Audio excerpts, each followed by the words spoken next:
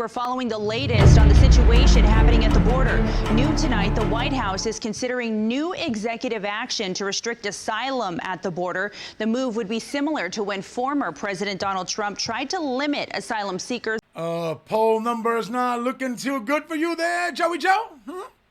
Disastrous policies and Bidenomics, and of course an orchestrated invasion of our southern border, don't seem to be going over too well with us everyday lowly common folk. Right, buddy? Texas has sent more than 100,000 migrants by bus and by air to cities across the country. The first bus of migrants sent out by Governor Greg Abbott was back in April of 2022. Since then, Texas has bused more than 16,000 asylum seekers to Denver, 31,500 to Chicago, and take a look at this, nearly 38,000 just to New York City. The number that stands out to me here, of course, and I know this is getting somewhat redundant, but 38,000 new arrivals just to New York City. And that's on top of the 170,000 that we're currently sustaining. But hopefully this is helping. It should be helping to paint a vivid picture here that this is being facilitated by our elected officials, using clever theatrics and performances to keep us at each other's throats as they continue to unravel the very fabric of our society, ultimately ushering in the collapse of the United States. Help me understand how economically overburdened cities throughout the United States are supposed to assist their citizens in need and handle an influx of over 200,000 more needy individuals. How? Let me put it into perspective. It's the playground for the rich and famous, Martha's Vineyard. But today, the ritzy island enclave finds itself at the center of a political firestorm as 50 migrants from Venezuela arrived on chartered flights and no one knew they were coming. 38,000 just to New York City. 50 migrants from Venezuela. 38,000 just to New York City. 50 migrants from Venezuela. 38,000 just to New York City. 50 migrants from Venezuela. What's wrong? You can't handle 50 migrants at the playground for the rich and famous? Yet we're obligated to pack thousands of them into our children's schools? An escalation in the political fight over immigration. The governor of Florida taking credit for sending at least 2 planes filled with migrants to the wealthy Massachusetts island of Martha's Vineyard. The Obamas own a palatial $11.7 million home on Martha's Vineyard. The former president is often seen around the island mingling with folks. Comedian Larry David lives on 70 acres. Director Spike Lee also has a home there. The late Jacqueline Kennedy's estate recently sold for $65 million. Well, that's quite the diverse group of extraordinarily wealthy individuals, to say the least. I'll give them that. So how did sanctuary state Massachusetts handle this unexpected migrant surge of 50 migrants from Venezuela? Let's see. Martha's Vineyard is also a liberal sanctuary, which is what led Florida Governor Ron DeSantis to fly the asylum seekers there. We are not a sanctuary state, and it's better to be able to go to a sanctuary jurisdiction. And yes, we will help facilitate that transport for you to be able to go to greener pastures.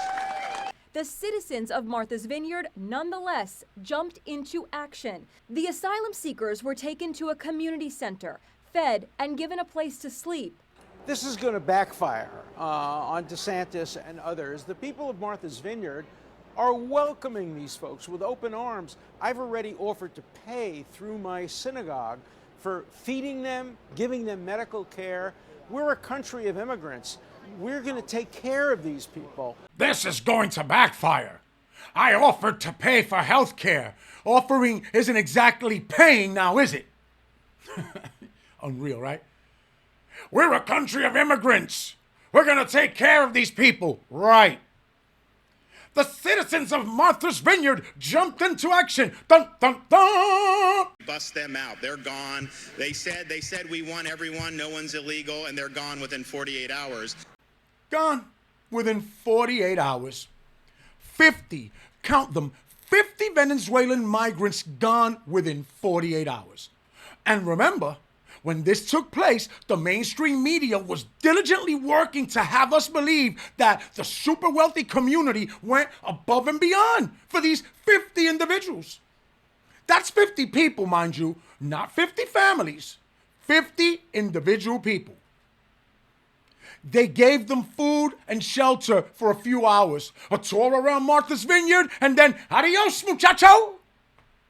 See ya, wouldn't want to be ya. Don't let the door hit you where the dog should have bit you.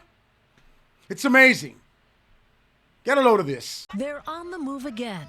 This morning, 48 migrants who landed on Martha's Vineyard Wednesday left a church shelter during an emotional send-off from volunteers. They're in my heart forever. Bye. The asylum seekers voluntarily continued their trek off the island.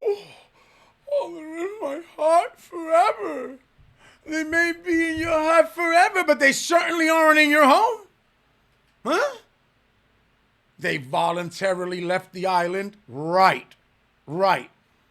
Individuals who fled their poverty-ridden, crime-ravaged country and are, at least for this little moment, at least, in a literal paradise, just volunteered to leave? Come on, man. What happened? You guys didn't need a pool boy or a gardener or a nanny or something?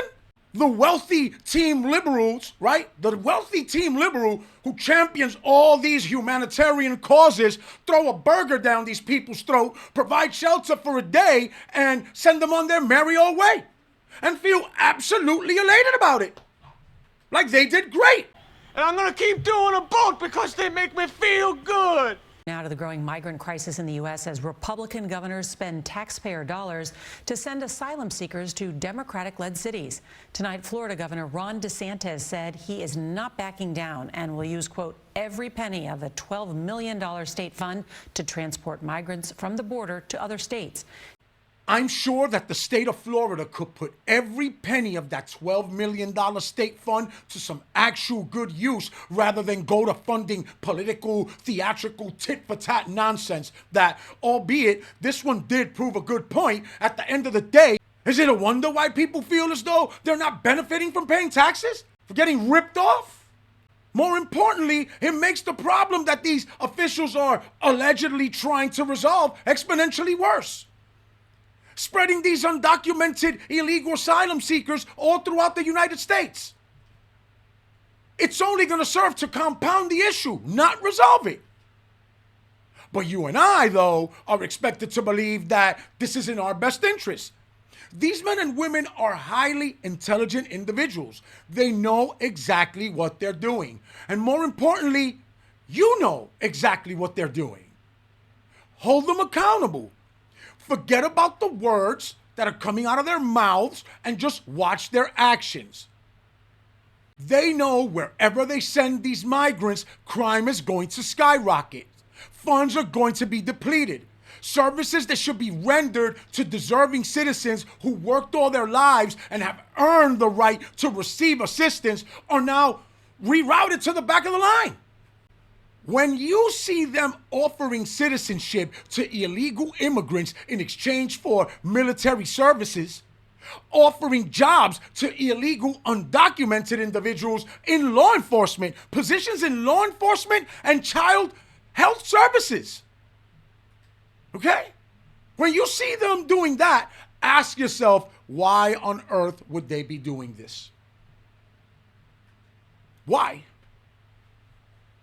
Well, I'm going to leave it right there, guys. Thanks for tuning in today. If you enjoyed the program, be sure to hit that like button. And if you haven't done so, subscribe. Also, if you're over on Rumble, rinse and repeat. Make sure that you hit that follow button.